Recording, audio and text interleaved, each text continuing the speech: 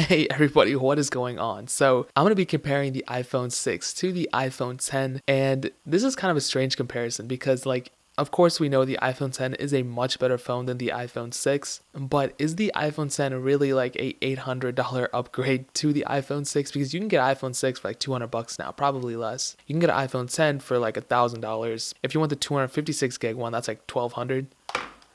That iPhone 6 almost fell. That was almost scared me. So let's just look at the bodies real quick, all right? The iPhone 6, obviously the familiar face. Every single iPhone design from the last couple years has been pretty much replicated from the iPhone 6.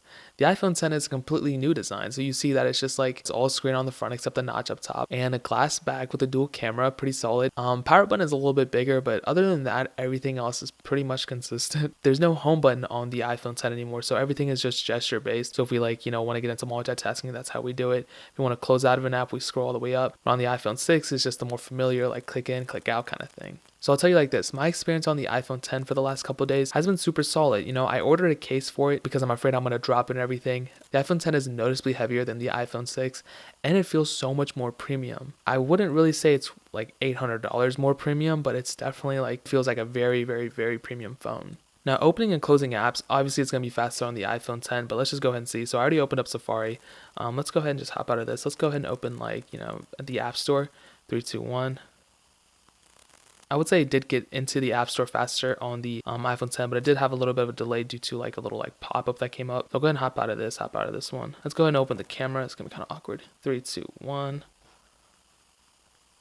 So it definitely, you can see even just opening up a stock app that had nothing to do with Wi-Fi or signals or anything, it's so much faster on the iPhone 10. And on top of that, the iPhone 10 has much better cameras. So if we're talking, it's 12 megapixel dual camera here versus a 8 megapixel single camera here. So, I mean, if you're in the outdoors and you're taking pictures of some random stuff, really good, sunlight or something like that, then both photos will look pretty similar. The iPhone 10 will obviously be a lot better. But if you're taking portrait photos, I mean, let's just take a look at it real quick. So even in just the camera itself, you have portrait mode here.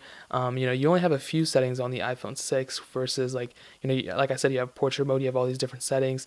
You have square mode and you also have pano, but you also have video capture at 1080p at 240 frames per second versus the iPhone 6, which was only at 60 frames per second. You can also shoot 4K video, which you can on the iPhone 6. It tops out at 1080p. So I mean, if you're someone who takes a lot of photos, a lot of videos, maybe getting an iPhone 10 might be one of your things because this phone is going to last you for a while. One of my main concerns is that next year Apple might drop an iPhone 10 with a fingerprint sensor on the back, which is making me hesitant about keeping the iPhone 10 because if they're going to update it next year, I'm pretty sure they're going to add a fingerprint sensor. I know Face ID is a feature and everything, but it won't hurt to add a fingerprint sensor and add that functionality. And that's one of the strong suits of the iPhone 6 is that you get to retain the Touch ID. I've already had Face ID kind of glitch on me a couple times in the last few days, but I've noticed on the Touch ID it does glitch out every once in a while, but I feel like it's way more consistent. I can have my phone right here and just unlock it while on my iPhone 10 I have to be looking at it in order to unlock it. So it is kind of annoying.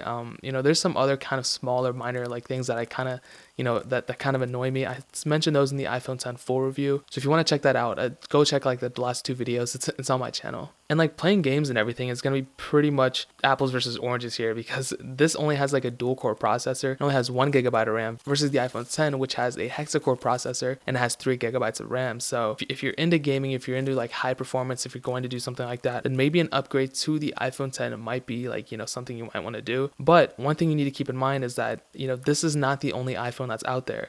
The iPhone 8, which came out literally 2 months ago, is still an awesome phone. It's so hard to play 2 games at one time.